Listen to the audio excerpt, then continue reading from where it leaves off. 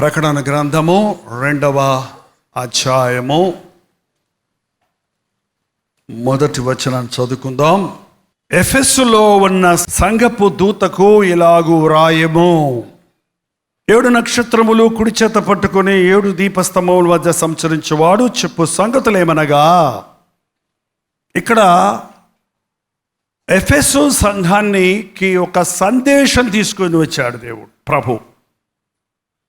ఈ ప్రకటన గ్రంథములో 7 సంఘాలను గురించి 7 సంఘాలకు వ్యత్యాసమైన సందేశాలతో ప్రభు వారిని దర్శించటం, వారికి అందించటం, వారిని హెచ్చరించటం, వారిని దిద్దటానికి ప్రయత్నించడం చూస్తూ ఉన్నాం.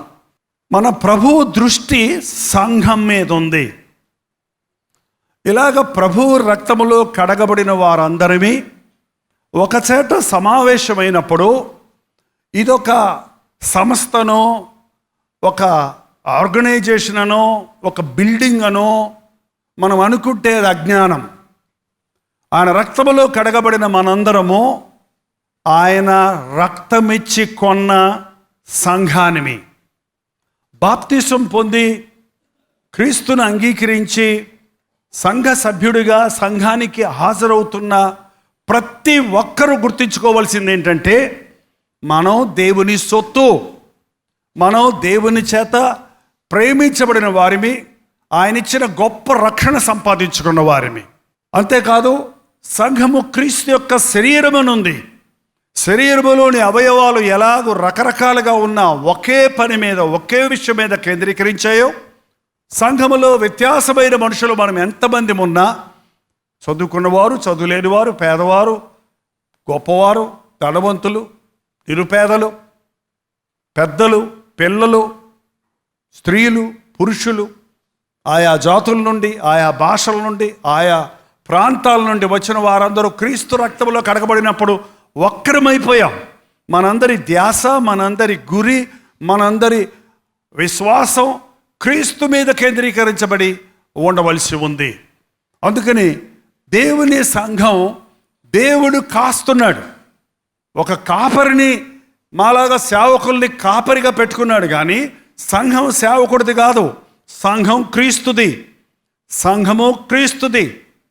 క్రీస్తుకి లెక్కప్పజెప్పవలసిన సేవకులం మేము. క్రీస్తుకి అప్పచెప్పిన పనిని ముగించవలసిన బాధ్యత మా మీద ఉందే కానీ మేము కాదు సంఘాన్ని ఉత్పత్తి చేసింది, లేక సంఘాన్ని కన్నది, సంఘాన్ని సంరక్షిస్తున్నది. పరిశుద్ధాత్ముడు మనకి సంచకరువుగా ఇచ్చాడు, ఆదరణకర్తగా ఇచ్చాడు. మనల్ని వారం వారం ఆయన వాక్యంతో నడిపిస్తున్నాడు. దేవుని సేవకుడి చెప్పే వాక్యము దేవుని చేత పంపబడిన సందేశం అది.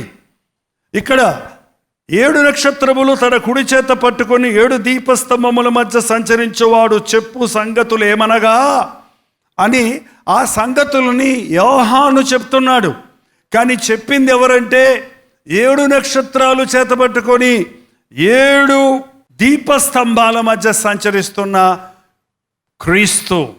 7 సంపూర్ణమైన సంఖ్య, 7 నక్షత్రాలు, 7 స్తంభాలు అని చెప్పబడిన క్రీస్తులోని మహిమను, గొప్పతనాన్ని చూపిస్తున్నటువంటి విషయాన్ని మనం ఇక్కడ చూస్తున్నాం. ప్రభువు సంఘానికి సెలవిచ్చిన మాట ఏదనగా, ఒక మాటలో చెప్పాలంటే, సంఘానికి ప్రతి వారం ప్రభువు తన వర్తమానాన్ని అందిస్తున్నప్పుడు ఆ వర్తమానాన్ని అంగీకరిస్తే మనం ఆశీర్వదించబడతాం. ఎఫెసు సంఘము అన్ని సంఘాల్లోనూ ఒక ప్రత్యేకమైన సంఘంగా ఉంది, ఒక పెద్ద సంఘంగా ఉంది. పౌలు బహుగా ప్రయాసపడి సంపాదించిన సంఘముగా ఉంది.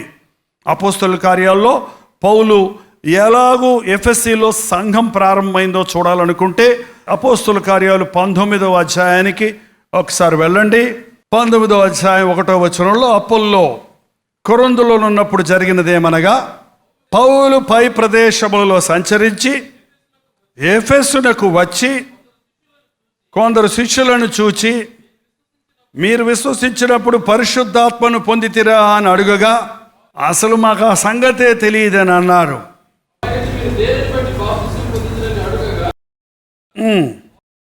మారు మనసు విషయమైన బాప్తీసం పొందాలి. ఆచార బాప్తీసం, అలవాటు బాప్తీసం పొందిన వాళ్ళందరూ సంఘాల్లో చేరిపోయి సంఘం అనే పేరుకి సంఘాలకు చెడ్డ పేరు తెచ్చేవారిగా, ఏ మాత్రము పరిశుద్ధత లేని ప్రభు ఆలయం అన్న విషయము గ్రహింపు లేని ఆలయాలుగా మార్చేస్తున్నారు. ఎఫెసీలో భక్తి కలిగిన వాళ్ళు ఉన్నారు. భక్తి వేరు, మారు మనసు వేరు. చాలామంది భక్తిగా ఉండొచ్చు, కొన్ని తప్పులు చేయకుండా ఉండుండొచ్చు, కానీ మారు మనసు పొందకపోతే పరలోక రాజ్యానికి వారసులం కాం. మారు మనసు పొంది పాప క్షమాపణ నిమిత్తమై బాప్తిసం పొందాలి. అసలు ఇంతవరకు ఇక్కడ ఉన్న వారిలో ఎంతమంది నిజంగా మారు మనసు పొందారో? కొంతమంది కొన్ని సంవత్సరాల తరబడి ప్రతి సంవత్సరం బాప్తిసాలు పొందుతూ ఉన్నారు. కొందరు వేరే వేరే స్థలాల నుంచి ఇక్కడికి వచ్చి ఉన్నారు. మీరు మారు మనసు పొందిన వారుగా ఉన్నారా? మీరు బాప్తిసం పొంది పరిశుద్ధాత్మని యొక్క నింపుదలతో, పరిశుద్ధాత్మని యొక్క ఒప్పుదలతో, పరిశుద్ధాత్మని యొక్క అభిషేకంతో నింపబడిన వారిగా ఉన్నాడా? మీరు ఎన్నున్నా పరిశుద్ధాత్ముడు లేని వాని బతుకు మెట్ట సిద్ధాంతం అంటారు చూసారా? అది ఒక ఆచార భక్తిగానే ఉంటుంది, కానీ ఆత్మలో పరవశించే, ఆత్మలో జీవించే జీవితంగా ఉండదు. ఎప్పుడు వారు లోక సంబంధమైన కార్యాలని ఆలోచిస్తారు, బాహ్య సంబంధమైన కార్యాలని ఆలోచిస్తారు, లోక విషయాలకే ప్రాముఖ్యత ఇస్తారు, కానీ ఆత్మ కార్యాలను గుర్తించలేరు, ఆత్మీయతను గ్రహించలేరు. ఒక సంఘానికి వచ్చినప్పుడు ఆ సంఘంలో ఉన్నవన్నీ చూస్తారేమో, కానీ అక్కడ ఉన్న పరిశుద్ధాత్మని శక్తిని అనుభవించలేరు. అక్కడ పాస్టర్ గారిని చూస్తారేమో, కానీ ఆ పాస్టర్ గారు అందించే వర్తమానాన్ని, సారాన్ని గ్రహించలేరు. అలాంటి వారు ఈ రోజుల్లో అనేక సంఘాల్లో స్థితమవుతున్నారు. ఎఫెసు సంఘములో అటువంటి భక్తులతో ఉన్నప్పుడు పౌలు అక్కడికి వెళ్ళి వారికి సవివరముగా మారు మనసుల గురించి, పశ్చాత్తాపాన్ని గురించి ప్రకటించినప్పుడు కొంతమంది వారు బాప్తిసం పొందారు. వారు 12 మంది పురుషులు అక్కడ ఏర్పడ్డారు. అక్కడ దెయ్యాలను వెళ్ళగొట్టాడు, సమాజ మందిరంలోనికి వెళ్ళాడు, వీధుల్లోనికి వెళ్ళాడు. ఎన్నో అద్భుత కార్యాలు పౌలు పరిచర్యలో జరిగాయి. ఎందుకంటే దేవుడు తన అద్భుత కార్యాల ద్వారా అనేక ఆత్మలను రక్షించడానికి ఆయన ఆశపడి ఉన్నాడు. కొత్త వారిని, క్రీస్తును ఎరగని వారిని తను యొక్క శక్తిని చూపించడం ద్వారా ఆయన వైపు తీసుకురావడానికి ఆశపడ్డగా ఉన్నారు. అక్కడ ఎఫెసు అంటే అది ఒక కాస్మోపాలిటన్ సిటీ, ఒక పేరు మోసినటువంటి వ్యాపార కేంద్రము. అక్కడ రోమన్స్ ఉన్నారు, గ్రీకులు ఉన్నారు, రకరకాల జాతుల వారు ఉన్నారు, అన్ని భాషల వారు ఉన్నారు. అలాంటి ప్రాంతంలో పౌలు వెళ్ళి ప్రయాసపడినప్పుడు ఒక జాతి వారిని, ఒక భాష వారిని కాక అక్కడ ప్రభువు చేత ప్రేమించబడిన గ్రీకులు, రోమనులు, మరి అనేకులు యూదులు ఆయన యందు, ప్రభువునందు విశ్వాసం ఉంచిరి. అక్కడ దేవుడు చేసిన కార్యాలు ఎంత గొప్పవంటే, ఎన్ని అద్భుతాలు అక్కడ జరిగాయంటే 19వ వచనం చదివితే, మరియు మంత్రిక విద్య అభ్యసించిన వారు అనేకులు తమ పుస్తకములు తెచ్చి అందరి ఎదుట వారిని కాల్చివేసిరి. వారు లెక్క చూడగా వాటి వెల 50,000 వెండి రోకలాయను. ఇంత ప్రభావముతో ప్రభు వాక్యము ప్రబలమై వ్యాపించను. ఎఫెసీలో కాలు పెట్టిన పౌలు చేసిన పరిచర్య ద్వారా అనేకులు మంత్రవిద్య చేసేవాళ్ళు యేసుక్రీస్తు యొక్క శక్తిని గురించి విన్నప్పుడు, చూచినప్పుడు వారి మంత్రాల పుస్తకాలన్నీ, పెద్ద పెద్ద బుక్స్ అన్నీ తెచ్చి కాల్చిపడేశారంటే ఇవన్నీ అక్కర్లేదు, మాకు సత్యం దొరికింది, సత్యవాక్యం దొరికింది, సత్యవంతుడైన దేవుడు దొరికాడని అంత ప్రభావముతో అన్యుల మధ్య, నామకార్థ క్రైస్తవుల మధ్య, యూదుల మధ్య దేవుని సువార్త ఎఫెసీలో జరిగింది. అక్కడ కొన్ని సంవత్సరాలు, 31వ వచనంలో చదివితే 20వ అధ్యాయం 31వ వచనం, కావున నేను 3 సంవత్సరములు రాత్రింబగళ్ళు కన్నీళ్లు విడిచుచు ప్రతి మనుష్యునికి మానక బుద్ధి చెప్పితనని మీరు జ్ఞాపకము చేసుకొని మెలకువగా ఉండుడి.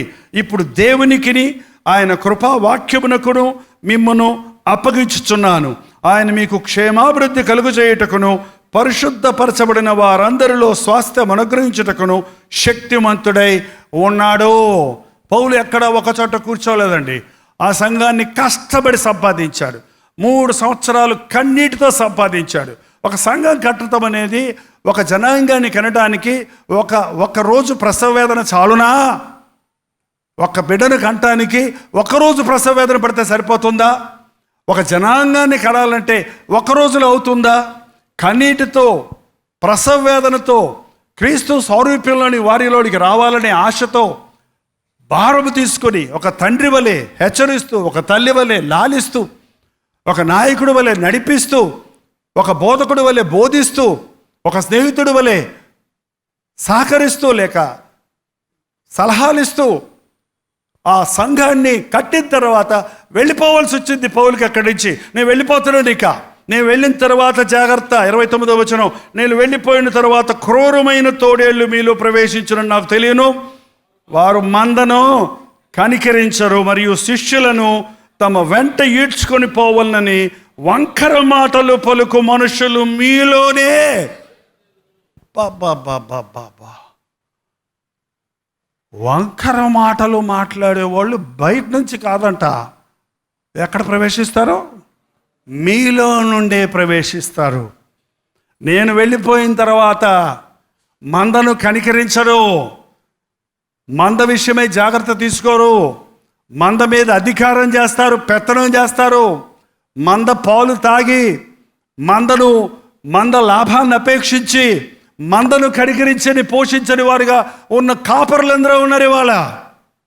నేను వెళ్ళిపోతున్నాను, నాకు తెలియదు నేనేం చేయాలి, నేను ఇక నాకు చాలా బాధగా ఉంది మిమ్మల్ని వదిలిపెట్టి వెళ్ళాలంటే. కానీ నేను దేవునికిని ఆయన కృపావాక్యమునుకును మిమ్మల్ని అప్పగించుచున్నాను. 36వ వచనం చూస్తే అతడు ఇలాగ చెప్పి మోకాళ్ళుని వారందరితో ప్రార్థన చేశాను. అప్పుడు వారందరూ చాలా ఏడ్చిరి. మీరిక మీదట నా ముఖం చూడడని అతడు చెప్పిన మాటకు విశేషముగా దుఃఖించుచు పౌలు మెడ మీద పడి అతనిని ముద్దు పెట్టుకొని, ఆహా, ఈ మాట చెప్తుంటే నాకు జ్ఞాపకం వస్తుంది. కొన్ని సంవత్సరాలు నేను శాలిగ్రామంలో ప్రయాసపడి ఇంత తిరిగి మనిషి వెంటబడి యవనస్తుల వెంట ముఖ్యంగా వారి జారిపోతుంటే పడిపోతుంటే లేవనెత్తి బలపరిచి ప్రోత్సాహపరిచి ప్రసవ వేదనతో ఆతురులు ఎన్ని రాత్రులు ఆనందనకుండా ఉపవాసం ఉన్నాను, ఎన్ని రాత్రులు కన్నీటితో తెల్లవారుజాము వరకు ప్రార్థన చేశాను. ఒక్కొక్క మనిషి కొరకు, ఒక్కొక్క దెయ్యం పెట్టిన వ్యక్తి కొరకు, ఒక్కొక్క యవనస్తుని కొరకు. అంత ప్రేమ ఎంత ప్రేమ తప్ప ఏముండేది కాదు సంఘం అంతట్లో. అలకలు కానీ బెదిరింపులు కానీ కోపాలు కానీ ఏమి ఉండేది కాదు. ఏదన్నా లేచిందంటే 3 నిమిషాల్లో లేక 3 గంటల్లో అడిగిపోయేది అంతే. వెంటనే వాళ్ళు క్షమాపణ అడగటం, పరిశుద్ధాత్మడి కార్యాలు ఎలా జరిగాయంటే ఒప్పించబడటం. ఒక రాత్రి విషం కడుపులో పెట్టుకొని పడుకోవటం కుదరేది కాదు, ఎందుకంటే అంత బలంగా పరిశుద్ధాత్మడి కార్యాలు ఉంటాయి. అంత అయిన తర్వాత నన్ను నీలగిరి కొండల్లో ఉన్న ఇరుళ జాతి వారి దగ్గరకు పోమన్నప్పుడు నాకు పోబుద్ధి అయ్యలేదు, నాకు సంఘాన్ని విడిచిపెట్టబుద్ధి అయ్యలేదు. ప్రసవ వేదన పడిన కనిన మనుషుల్ని విడిచిపెట్టడానికి అధికారం వెళ్ళబుద్ధి అయ్యలేదు. ఆ లాస్ట్ రోజు ఈ అధ్యాయం నేను ప్రాసంగం చేశాను. నేను వెళ్ళిన తర్వాత క్రూరమైన తోడేళ్ళు వస్తాయి, మిమ్మల్ని కనికరించరు, మిమ్మల్ని శిక్షిస్తారు, మిమ్మల్ని కఠినంగా క్రమపరుస్తారు, మీలో చాలామంది చెదిరిపోతారేమో అని చెప్పి నేను సెంట్రల్ స్టేషన్కి వెళ్తే ఆ రోజున 200-300 మంది నేను కోయంబత్తూరు వెళ్తానికి ట్రైన్ ఎక్కుతుంటే ఆ శాలిగ్రామంలో రక్షించబడిన శాలిగ్రామం, పుల్లారెడ్డిపురం, విజయరామపురం, కొంతమంది వైకుంఠపురం ప్రజలు, ఆ ప్లాట్ఫామ్ అంతా నిండిపోయింది. ఒకటే ఏడుపులు, ఎవరికి అర్థం కాలే, ఎవడో చచ్చాడు కావాలనుకున్నారు అందరూ చూసిన వాళ్ళు. ఏంటంటే అలాగే వెళ్ళిన తర్వాత సంఘం అంతా చెదిరిపోయింది. నేను తిరిగి వచ్చే 2 సంవత్సరాలు వచ్చేటప్పటికి సగానికి సగం మంది చెదిరిపోయారు, తప్పిపోయారు, జారిపోయారు. దేవుని మహాకృప వలన మళ్ళీ నీ బోధకులు దాగుండరని ఒక వాగ్దానం ఇచ్చిన తర్వాత మళ్ళీ 85-86 సంవత్సరాల్లో తిరిగి మళ్ళీ అక్కడికి వచ్చినప్పుడు చెదిరిన వారిని పోగు చేసుకుంటూ కట్టుకుంటూ వచ్చాం. ఇంత దీనికి ఫౌండేషన్ ఉంది. మొన్న వైకుంఠపురంలో మన సాక్ష్యాలు చెప్పారు. ఎంత కన్నీటితో, ఎలాంటి ప్రయాసతో ఈ పరిచర్యను కట్టుకుంటూ వచ్చాం. ఎఫ్ఎస్సి సంఘము ఎలాగూ పౌలు కట్టాడు, అలాంటి అద్భుతాలు జరిగాయి. దెయ్యాలు పాడిపోవటం, రోడ్ల మీద దెయ్యాలు పరిగెత్తుకుంటూ పోయి పోతున్నా రోడ్డు మీద పరిగెత్తుకుంటూ పోయి, చిన్న పిల్లలు, సండే స్కూల్ పిల్లలు కన్నీళ్లతో గొల్లు పెట్టి ఉపవాసం ఉండి ప్రార్థన చేస్తుంటే, తల్లిదండ్రుల దగ్గరికి వెళ్ళి క్షమాపణ అడుగుతుంటే, పిల్లలు రక్షించబడి, పిల్లలు సండే స్కూల్లో గొప్ప ఉద్యోగం వచ్చింది. అలాంటి ఉద్యోగం మళ్ళీ చూడాలి. మళ్ళీ అలాంటి కార్యాలు చూడాలని ఆశపడుతున్నాం. అదే సంఘం, ఆ రోజున్న సంఘమే ఈ రోజు కూడా సంఘ శేషం ఉంది. సంఘంలో ఎడిషన్స్ చాలామంది ఉన్నారు, కానీ సంఘ పునాదులు అదే సంఘ పునాదుల మీద ఈ పరిచర్య నేటికి కూడా కొనసాగించాలని ప్రయాసపడుతూ ఉన్నాం. ఎఫెసీలో అంత ప్రయాసపడిన తర్వాత అంత బోధించాడు పౌలు. మీరు ఎఫెసీలకు రాసిన పత్రికలో మనం చదివాం, దూరస్తులైన మనల్ని సమీపస్తులుగా చేశారు. ఒకసారి ఎఫెసీలకు రాసిన పత్రిక 2వ అధ్యాయంలో కూడా చూద్దాం. 10వ వచనం చదవండి.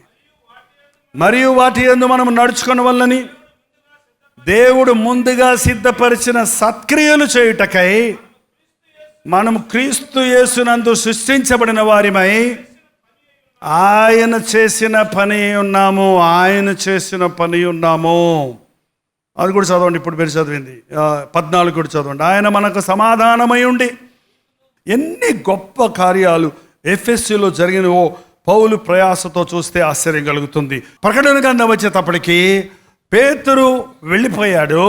సంఘము ఒక చాలా నిక్కచ్చైన బోధ, నిక్కచ్చైన క్రమం, నిక్కచ్చైన పరిచర్య, ప్రేమకు ప్రాముఖ్యత ఇచ్చిన ఎఫెసీ సంఘం ఈ లాస్ట్ డేస్ వచ్చేటప్పటికి, యోహాను వెళ్ళి చూసేటప్పటికి, మరి కొంతమంది అనుకుంటారు పౌలు పరిచర్య పౌలుదే, యోహాను పరిచర్య యోహాన్దే, పేతురు పరిచర్య పేతురుదే అని. వాళ్ళు ఎప్పుడు అనుకోలేదు. మనం అనుకుంటున్నాము అలాగా. ఆ పాస్టర్ గారి సేవ ఆ పాస్టర్ గారిది, ఈ పాస్టర్ గారి సేవ ఈ పాస్టర్ గారిది, ఈయనే చేసుకుంటాడు ఆయనే చేసుకుంటాడు, వాళ్ళది అలా ఉంది వీళ్ళది ఎలాగ ఉందని. కానీ ప్రభువు సంఘం ఆయింది. ఇవాళ నిన్ను వాడుకుంటాడు, రేపు నన్ను వాడుకుంటాడు, ఎల్లుండి ఇంకొకరిని వాడుకుంటాడు. కొన్నిసార్లు నీకంటే చిన్నోడిని వాడుకుంటాడు, లేకపోతే నీకంటే పెద్దోడిని వాడుకుంటాడు. అక్కడ ఆయన ఇష్టం, అది ఆయనది సంఘం. ఒక గవర్నమెంట్ ఆఫీసర్కి నువ్వు స్థిరంగా కలెక్టర్ అయితే, ఆయన పెద్ద కలెక్టర్ కాబట్టి నేను 30 ఏళ్ళు ఇక్కడ 5 ఏళ్ళు ఇక్కడ పనిచేశాను కాబట్టి ఇక్కడే రిటైర్ అయ్యేదాకా ఉంటానంటే ఒప్పుకుంటారా? ఎక్కడికి పంపిస్తే అక్కడికి పోవాల్సిందే. కోపం వచ్చిందంటే సౌత్లో ఉన్నోడు నార్త్ పంపిస్తారు, నార్త్లో ఉన్నోడు సౌత్ పంపిస్తారు. భాష రాకపోయినా నోరు మూసుకొని అక్కడ ఉండాల్సిందే. ఒక సేవకుడు దేవుడు చెప్పిన మాట వినాలి. ఒక సంఘం దేవుని మాటను పట్టుకోవాలి. దేవుని సేవకుడిని మనకిచ్చున్నప్పుడు దేవుని సేవకుని ద్వారా వచ్చిన సందేశం మనకు ప్రాముఖ్యమైంది. ఆ సందేశాన్ని, దేవుడిని ప్రేమించేవాడు దేవుని సంఘాన్ని ప్రేమిస్తాడు, దేవుని సంఘాన్ని ప్రేమించేవాడు దేవుని సేవకుడిని ప్రేమిస్తాడు, దేవుని పరిచరుడు ప్రేమిస్తాడు. పౌలు ఫౌండర్ అండి. పౌలు ప్రారంభించాడు సేవది. ప్రారంభికుడు పౌలే, ముగించేది మరొక వ్యక్తి అయి ఉండొచ్చు. కానీ ఎవరు వెళ్ళినా దేవుని స్టాండర్డ్స్లో ఆయన వాక్యపు నియమాల ప్రకారం సంఘాన్ని కాయాలి. లేచి నిలబడి ప్రార్థన చేద్దాం. ప్రతి ఒక్కరూ లేచి నిలబడి ప్రార్థన చేద్దాం.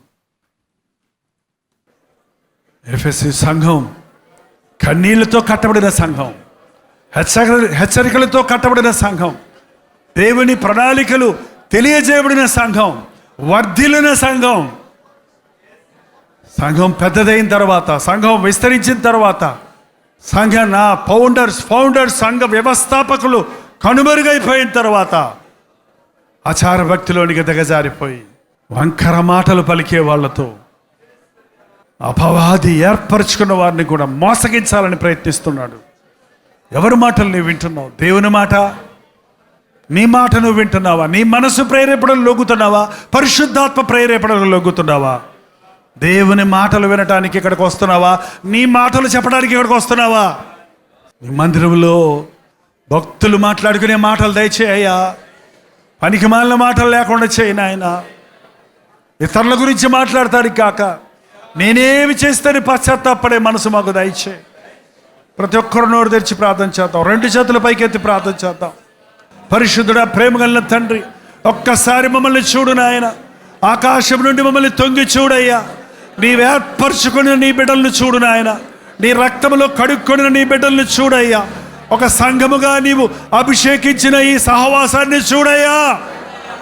మేము నీ శరీరంలోని భాగాలుగా ఉన్నామని, అది చిటికినేలైనా, అది బొటను వేలైనా, అది కాలైనా, అది చెయ్యి అయినా, అది తలైనా, అది పొట్టైనా, అది ఏ భాగమైనా, కనిపించే భాగమైనా, కనిపించని లోపట ఉన్న భాగాలైనా కలిసి పనిచేస్తేనే సజీవులుగా ఉన్నట్లు సంఘములో ఉన్న ప్రతి ఒక్కరూ వారి విధులను, వారి బాధ్యతలను, వారి పనులను, వారి కొరకు దేవుడు నియమించిన సత్క్రియలను చేయుటకు నాయన ప్రేరేపణ చేయి తండ్రి. నీ ప్రేమతో మమ్మల్ని నింపయ్యా. ప్రేమతోనే ఈ సహవాసం కట్టబడింది, ప్రేమతోనే ఈ పరిచర్య కొనసాగుతుంది. ఆ ప్రేమే పోగొట్టుకుంటే ఇక పరిచర్యలో సారమేముందయ్యా? ఆ మొదటి ప్రేమ మళ్ళీ మాకు దయచేయి, మొదటి ప్రేమ మళ్ళీ మాకు దయచేయి. ప్రతి ఒక్కరి మీద నీ ఆత్మతో, పరిశుద్ధాత్మతో నీ ప్రేమను కుమ్మరించుము నాయన. నీ రాకడ వరకు నిలిచుండే సంఘముగా, నీ వచ్చినప్పుడు ఎత్తబడే సంఘముగా, యుగ యుగములు తరతరములు నీ రాజ్యములో కూర్చుండే భాగ్యాన్ని పొందిన వారిగా మమ్మల్ని ఒక్కొక్కరిని చేసుకున్నామని యేసు క్రీస్తు నామములో అడుగుచున్నాము తండ్రి. ఆమేన్.